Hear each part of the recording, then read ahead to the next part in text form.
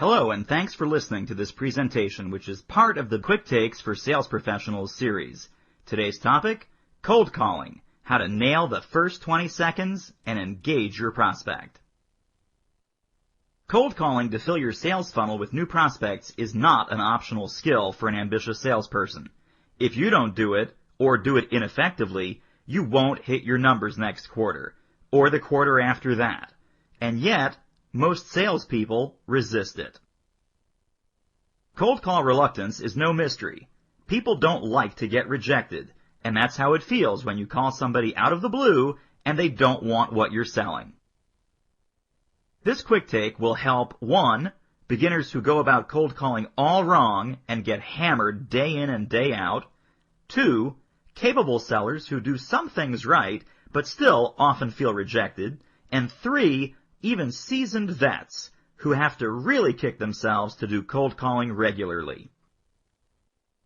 You will learn the number one mistake that triggers a prospect's flight response, guarantees rejection, and fuels cold call reluctance. Number 2, why cold calling is not a numbers game. 3, the 3 parts of a rock-solid cold calling script. And yes, you absolutely need one. And finally, number 4, why the best salespeople rarely feel the sting of rejection even on the coldest of cold calls. Let's start with the number 1 mistake. The worst thing you can possibly do during the first 20 seconds of a cold call is talk about your products and your company. When you do that, you're making the call about me. How would you feel if you met a stranger at a party and his first 20 seconds with you sounded like this? Hi, I'm Larry. I come from an old money family on Long Island. After graduating summa cum laude from Harvard, I worked 10 years at Goldman Sachs, and now run my own hedge fund. You'd be thinking, how fast can I get away from this guy? Why do people like this trigger your flight response? Because you, like everyone else, are hardwired to seek out people who are interested in you and your well-being. Larry has no interest in you. In fact, your subconscious perceives him as poised to suck the life out of you. But isn't that similar to what salespeople do when they call prospects and say, Hi, I'm Joe from Mega Widget Company. We're the premium global producer of widgets. We're known for our outstanding service and dedicated technical support. I'd like to meet with you and tell you about all the products and services that make us the market leader.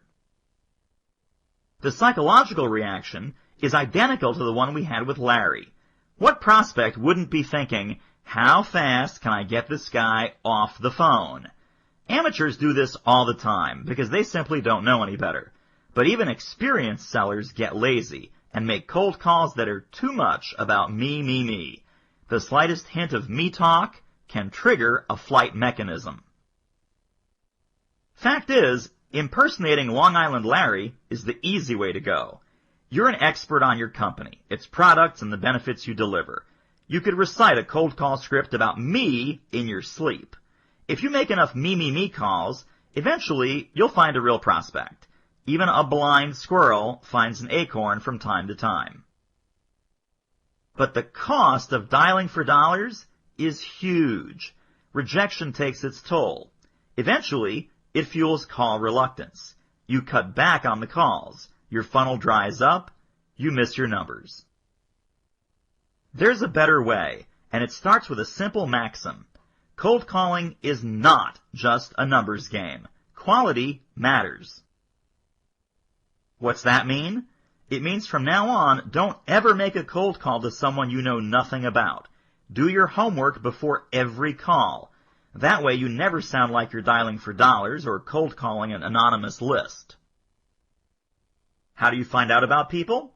Successful salespeople know the awesome power of tools like prospects' websites, internet searches, and databases like Hoover's. Look for press releases about new products, acquisitions, new financing, or anything that'll indicate company benchmarks, goals, or how resources are being deployed. Once you've done your research, now what? What do you say in those first 20 seconds that will prevent the flight response and get the prospect to talk to you? you talk about them. More specifically, you make it clear that you're interested in their well-being. You want to help. First, a word about scripts. Do you really need one? Yes. Engaging a prospect in 20 seconds, disarming their flight mechanism, is extremely difficult. That's why so few salespeople can do it. You need to spend a lot of time and thought preparing a tight script. Then you need to practice it so it doesn't sound in the least bit scripted. Here's an outline of the script. It addresses the 3 things the prospect must know before he'll talk to you. 1, who are you? 2, why are you calling? 3, what's in it for me? Number 1 is easy. Hi, I'm Jane Smith from FleetSoft. People need to know who they're talking to, but keep it short and sweet. Number 2 is trickier. Do you say, I'm calling because I want to sell you software that monitors your fleet of trucks? That's the real reason you're calling, right? Yes, but if you say that, your call is over. How about this? I'm calling because we have a new transportation software product that allows you to track your fleet capacity better than anything on the market. I'd love to show it to you. A little better, but tracking fleet capacity is a feature, not a benefit. And the prospect will translate, I'd love to show it to you, as I want to sell you, and it'll trigger his flight mechanism. The problem is that the seller is still ignoring the 3rd element of the successful cold call. What's in it for me? How about this? Hi, I'm Jane Smith from FleetSoft. I'm calling because we've developed a new transportation software product that allows companies to increase their average load capacity by as much as 40%. It's a quantum leap technology. Is that something you'd be interested in? Significantly better. It says why Jane is calling and promises an attractive benefit that any fleet operator would want. But the prospect couldn't care less about quantum leap technology, which sounds like hype. Finally, the closed-ended yes-no question is dangerous. There's a good chance the prospect will just say no, because he feels he's being sold. So, let's get it right. Here's an effective 20-second opening. Hi, I'm Jane Smith from FleetSoft. I'm calling because we've recently helped a number of transportation companies increase their average load capacity by as much as 40%. I know that at your company and others, there's pressure on margins these days. Can I ask you a few questions to see if there's any chance we could help your company as well? Why does this work? First, notice there's no mention of the product at all. Jane mentions the benefit, reinforcing her credibility by saying she's helped other companies boost their load capacity. Since she researched the prospect in advance, Jane can state with confidence that the prospect's company's profits are off this year, and she knows that anything close to a 40% capacity increase would be like manna from heaven. Then she requests permission to ask a few questions, which will be laser focused on the prospect's current capacity benchmarks, its performance goals, and how it intends to deploy resources to achieve those goals. Jane will be looking for problems that her software might be able to solve. Stress that word might. Jane said the purpose of her questions was to see if there's any chance she could help. The humility and lack of presumption embedded in that phrase disarms the prospect's flight mechanism. This salesperson isn't trying to sell me. She's just trying to figure out if we have anything to talk about. If we don't, she'll just go away.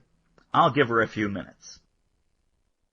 No matter what business you're in, you can emulate this model, which will instantly separate you from the dialing for dollars crowd, and it will lead to high-quality, high-conversion cold calls. That means you'll get rejected far less often. Cold calling will no longer be the onerous task it used to be, and your sales funnel will be fuller than your competitors. Thanks for listening.